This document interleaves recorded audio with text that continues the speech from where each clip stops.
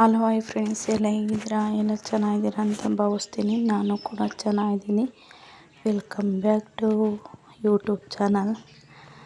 ಇನ್ನು ಯಾರ್ಯಾರು ನನ್ನ ಚಾನಲ್ ನೋಡಿಲ್ಲ ನೋಡಿ ಸಬ್ಸ್ಕ್ರೈಬ್ ಮಾಡಿ, ಲೈಕ್, ಶೇರ್, ಕಮೆಂಟ್ ಮಾಡಿ. ಹಾಗೆಯೇ ಇವತ್ತು ಹೊರಗಡೆ ಹೋಗೋದಿತ್ತು, ಅದಕ್ಕೋಸ್ಕರ ಬೇಗನೆ ಪೂಜೆ ಮುಗಿಸ್ಕೊಂಡೆ. ಪೂಜೆ ಎಲ್ಲ ಮುಗಿಸ್ಕೊಂಡು ಹೋಗಬೇಕು. ತಿಂಡಿ ಕೂಡ ಹೊರಗಡೆನೇ ತಿನ್ನಬೇಕು ಅಂದ್ಕೊಂಡು, ಏಕೆಂದರೆ ಎಲ್ಲದೂ ಒಬ್ಬಳೇ ಮಾಡಬೇಕು ಅಂದರೆ ಆಗೋದಿಲ್ಲ. ಅದಕ್ಕೋಸ್ಕರ ತಿಂಡಿ ಮಾತ್ರ ಮಾಡಿಲ್ಲ. ಬೆಳಗ್ಗೆನೇ ನೆನ್ನೆ ಎಲ್ಲ ರೆಡಿ ಮಾಡಿದ್ದೆ, ಬೆಳಗ್ಗೆನೇ ಪೂಜೆ ಮುಗಿಸ್ಕೊಳೋಣ ಅಂತೇಳಿ ಮುಗಿಸ್ಕೊತಾ ಇದ್ದೀನಿ. ಹಾಗೆಯೇ ಇಂದಿನ ಬ್ಲಾಗ್ಗೆ ತುಂಬ ರೆಸ್ಪಾನ್ಸ್ ಸಿಕ್ಕಿದೆ. ತುಂಬಾ ಖುಷಿ ಆಯಿತು. ಯಾಕೆಂದರೆ ನಾವು ಚಿಕ್ಕಬಿಟ್ಟು ವಿಡಿಯೋ ಮಾಡಿ ಹಾಕಿದ್ರೂ ಇಷ್ಟು ಇಷ್ಟಪಡ್ತಿರಲ್ಲ.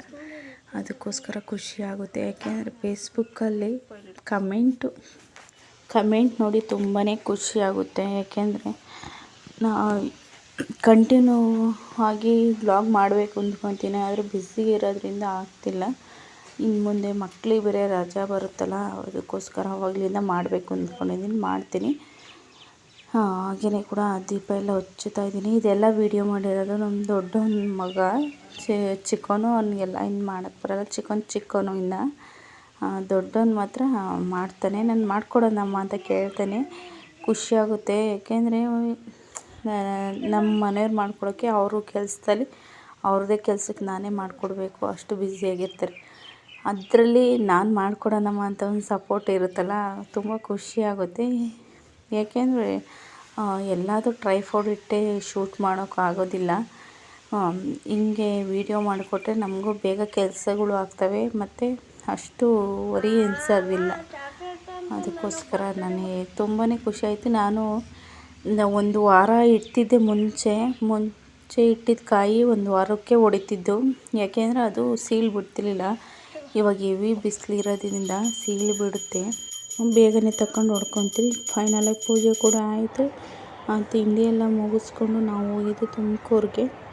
ತುಮಕೂರು ಬಸ್ ಸ್ಟ್ಯಾಂಡ್ ನೋಡಿದ್ರೆ ಇದರಲ್ಲಿ ಹೋಗ್ಬೇಕು ಅನಿಸುತ್ತೆ, ಆದರೆ ನನಗೆ ಒಂದು ಸ್ವಲ್ಪ ಭಯ ಹೋಗೋಕ್ಕೆ. ಏಕೆಂದರೆ ನಾನು ಎಂದೂ ಹೋಗಿಲ್ಲ ಫ್ರೆಂಡ್ಸ್, ಸುಳ್ಳು ಹೇಳಬೇಕು, ಹೋಗಿಲ್ಲ. ನಾನು ಫಸ್ಟ್ ಟೈಮ್ ಹೋಗಿದ್ದೆ. ನಮ್ಮ ಮನೆಯವ್ರು ಕರ್ಕೊಂಡು ಹೋಗಿದ್ರು, ಕೈ ಇಟ್ಕೊಂಡಿದ್ರು. ನನಗೆ ಭಯ ಅನ್ನಿಸ್ತಿತ್ತು. ಇವಾಗ ಹೋಗ್ಬೇಕು ಅಂದ್ರೆ ಭಯ ಅನ್ನಿಸ್ತು. ನಾನು ಹೋಗಲಿಲ್ಲ, ನಡ್ಕೊಂಡು ಹೋದೆ. ಯಾರ್ಯಾರು ತುಮಕೂರು ಬಸ್ ಸ್ಟ್ಯಾಂಡು ಇಷ್ಟವಾಗಿದೆ ಕಮೆಂಟ್ ಮಾಡಿ. ನಮ್ಮ ತುಮಕೂರು ಇನ್ನೂ ವರ್ಕ್ ಕೂಡ ನಡೀತಾನೆ ಇದೆ. ಇನ್ನೂ ಅರ್ಧ ಮಾಡಿದ್ದಾರೆ, ಪರವಾಗಿಲ್ಲ. ಓಕೆ. ಮುಂಚೆ ಮೇಲೆ ಕೆಳಗೆ ಸ್ಟೆಪ್ ಇರೋದ್ರಿಂದ ಬರೋದು ಮೇಲೆ ಹೋಗೋದು ಕೆಳಗೆ ಅಂತ. ಹಾಗೆಯೇ ಕೂಡ ಇಲ್ಲಿ ಒಂಥರ ಸೆಕೆ ಅಂದರೆ ಹೆಂಗೆ ಅಂದರೆ ಇದ್ರೊಳಗೆ ನಿಲ್ಲೋಕ್ಕೆ ಆಗಲ್ಲ, ಅಷ್ಟು ಸೆಕೆ.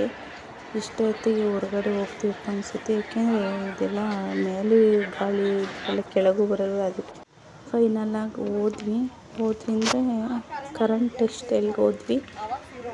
ಯಾಕೆಂದರೆ ಬಟ್ಟೆ ತೊಗೊಬೇಕಾಯಿತು, ಅದಕ್ಕೋಸ್ಕರ ಹೋದ್ವು.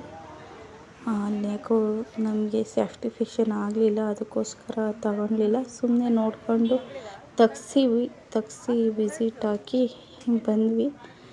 ಇಲ್ಲಿ ನೋಡ್ತಿದ್ರೆ ಕಣ್ಣೇ ತಿರುಗುತ್ತೆ ಫ್ರೆಂಡ್ಸ್, ಅಷ್ಟು ಇದಾಗಿ ಎಲ್ಲ ಗೋಲ್ಡನ್ ಕಲರು. ಇದೆಲ್ಲ ಚಿನ್ನದ ಅಂದ್ಕೊಂಬಿಟ್ವು. ಎಲ್ಲ ಗೋಲ್ಡನ್ ಮುಖ ಥರ ಇದೆ.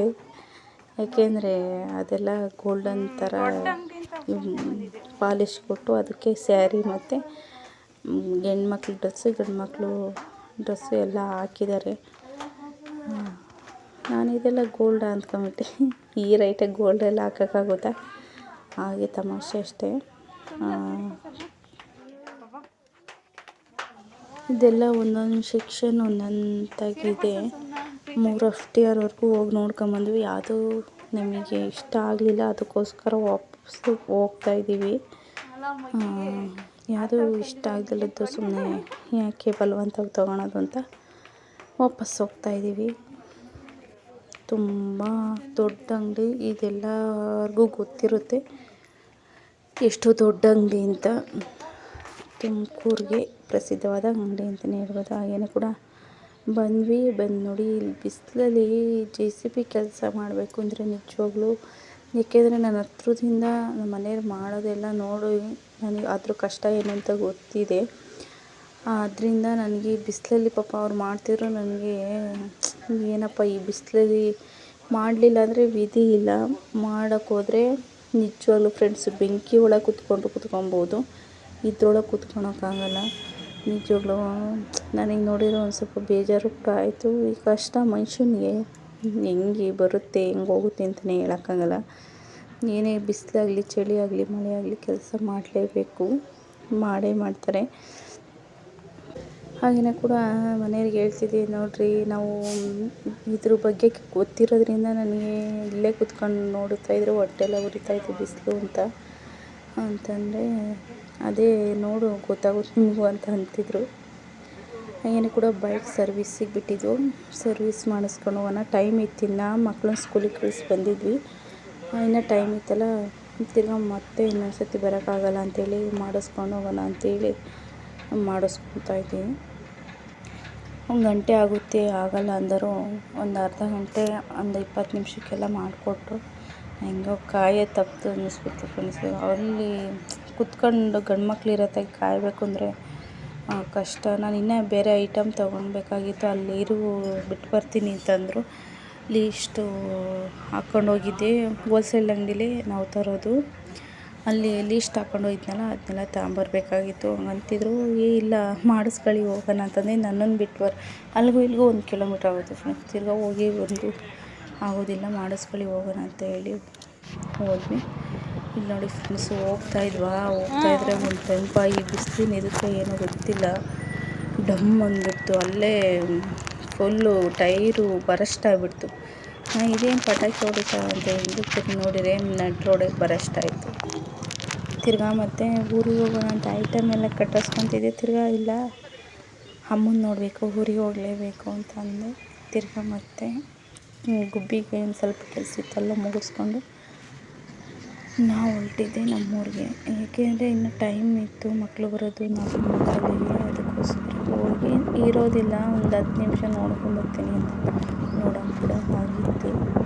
ಏಕೆಂದರೆ ಒಂದು ಕಳ್ಕೊಂಡು ಇನ್ನೊಂದು ಇರೋದನ್ನ ತೆಗೆದುಕೊಳ್ಬೇಕು ಅಂತಾರಲ್ಲ, ಅದಕ್ಕೋಸ್ಕರ ಅಂದರೆ ನಾನು ಯಾವಾಗಲೂ ಒಂದು 15 ದಿವ್ಸಕ್ಕೊಂದ್ಸತಿ ಮತ್ತು ತಿಂಗಳಿಗೆ ಒಂದು ಸತಿ ನೋಡಲೇಬೇಕು ಅನಿಸುತ್ತೆ.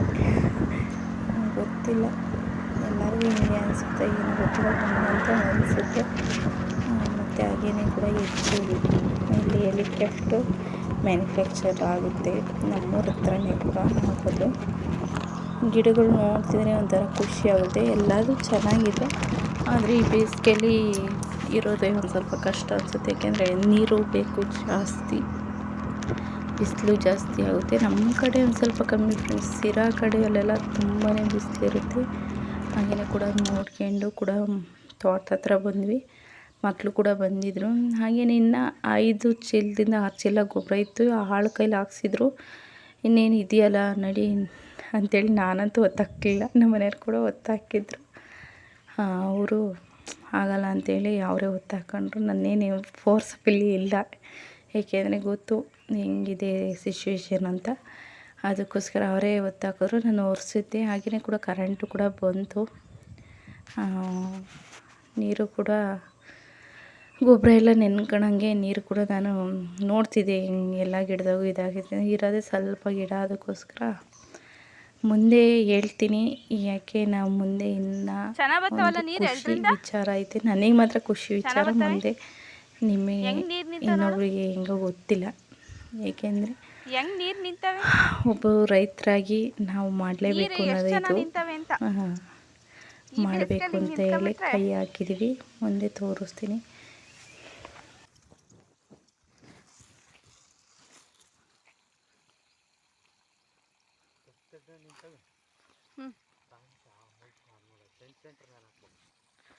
ಒಂದನೇ ಹಾಕ್ಬೇಕಾ?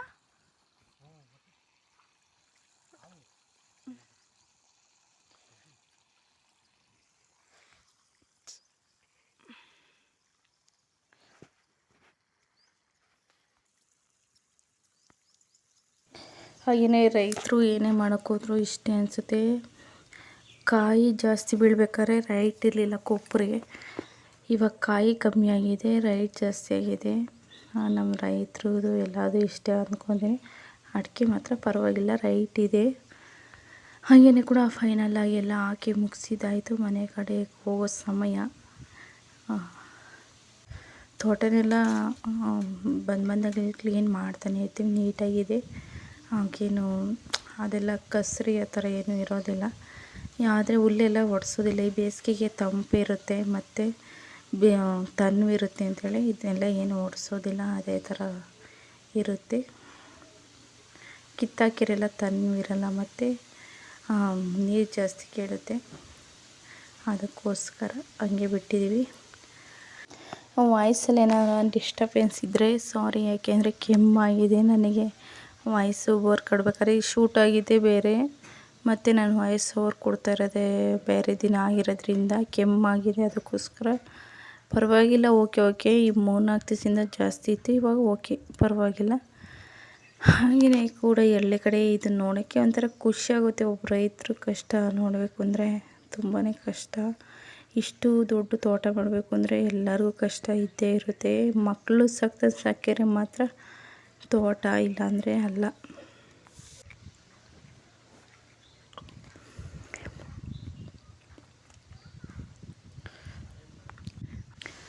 ಕೆಳಗಡೆ ಹೋಗಿದ್ದೆ, ಆದರೆ ಅಬ್ಸರ್ವ್ ಮಾಡಿ ನೋಡಲಿಲ್ಲ. ಇಷ್ಟೊಂದು ಎಳ್ಳೆಕಾಯಿ ಬಿಟ್ಟಿದೆ. ಇದಕ್ಕೆ ನೀರು ಬಿಟ್ಟಿದ್ರೆ ಇನ್ನೂ ಚೆನ್ನಾಗಿ ಬಿಡೋದು, ಆದರೆ ನಾನು ನೋಡೇ ಇಲ್ಲ, ನೀರು ಬಿಟ್ಟಿಲ್ಲ. ಇನ್ನೆಲ್ಲ ಬೇಸಿಗೆನಲ್ಲಿ ಜ್ಯೂಸ್ ಮಾಡೋಕ್ಕಂತೂ ಮತ್ತು ಉಪ್ಪಿನಕಾಯಿಗೆಲ್ಲ ಚೆನ್ನಾಗಿರುತ್ತೆ. ಆದರೆ ನೀರಿಲ್ಲದೆ ಇಷ್ಟು ಸಣ್ಣ ಇದೆ. ನೀರು ಬಿಟ್ಟಿದ್ರೆ ದಪ್ಪ ಆಗೋದು. ನೋಡೋಣ, ನೀರನ್ನ ಒಂದು ಡ್ರಿಪ್ಪಿಂಗ್ ಪೈಪ್ ಎಳೆದು ಬಿಡಬೇಕು. ನಾನು ನೋಡೇ ಇಲ್ಲ ಫ್ರೆಂಡ್ಸ್ ಇದನ್ನ. ಪಾಪ ಅದು ಒಂದು ಜೀವ ಕಾಪಾಡ್ಕೊಳೋದು. ಹಾಗೆಯೇ ಕೂಡ ವಿಡಿಯೋ ಇಲ್ಲಿಗೆ ಎಂಡ್ ಮಾಡ್ತಾಯಿದ್ದೀನಿ. ನನ್ನ ಚಾನಲಿನ ಯಾರ್ಯಾರು ನೋಡಿಲ್ಲ ನೋಡಿ, ಸಬ್ಸ್ಕ್ರೈಬ್ ಮಾಡಿ, ಲೈಕ್, ಶೇರ್, ಕಮೆಂಟ್ ಮಾಡಿ, ಹಾಗೆಯೇ ಸಪೋರ್ಟ್ ಮಾಡಿ ಅಂತ ಕೇಳ್ಕೊತ, ಕಮೆಂಟ್ ಹಾಕಿ ಈ ವಿಡಿಯೋ ಹೆಂಗಿದೆ ಅಂತ ನಮಗೂ ಕ್ಯೂರಿಯಾಸಿಟಿ ಇರುತ್ತೆ. ಮತ್ತು ಹೆಂಗೆ ಬಂದಿದೆ, ನಮ್ಮಲ್ಲಿ ಚೇಂಜಸ್ ಏನು ಮಾಡ್ಕೊಬೇಕು ಅನ್ನೋದು ನಮಗೂ ಗೊತ್ತಾಗುತ್ತೆ. ಏಕೆಂದರೆ ಚೇಂಜಸ್ ಇಲ್ಲ ಅಂತಂದರೆ ಮುಂದೆ ಅದೇ ಕಂಟಿನ್ಯೂ ಆಗ್ಲೂಬೋದು. ಏಕೆಂದರೆ ಚೇಂಜಸ್ ಮಾಡ್ಕೊಳ್ಳಿ ಅಂತ ಕಮೆಂಟ್ ಹಾಕಿದರೆ ನಿಜವಾಗ್ಲೂ ಪಾಸಿಟಿವ್ ಆಗಿ ತೊಗೊತೀನಿ, ನಾನು ನೆಗೆಟಿವ್ ಆಗಿ ತೊಗೊಳೋದಿಲ್ಲ. ಹಾಗೆಯೇ ಕೂಡ ನೋಡಿ, ನನ್ನ ಕೈಲಿ ಎತ್ತೋಕ್ಕೂ ಕೂಡ ಆಗಲಿಲ್ಲ. ಚೀಲ ಒರ್ಸೋಕ್ಕೂ ಸ್ವಲ್ಪ ತೆಂಗಿನಕಾಯಿಗೆ ಒರೆಸೋದು, ಇಲ್ಲ ಸ್ವಲ್ಪ ಗುಡ್ಡೆ ಇತ್ತು ಅಂತ ಅದನ್ನೆಲ್ಲ ಕಾಲಾಗಿ ಇದು ಮಾಡಿ ಮನೆ ಹತ್ರ ಹೋಗಬೇಕು. ಸಂಜೆ ಆಗಿದೆ. Thank you for watching. ಸಿಗ್ತೀನಿ ನೆಕ್ಸ್ಟ್ ವ್ಲಾಗ್ ನನಗೆ. ಬಾಯ್.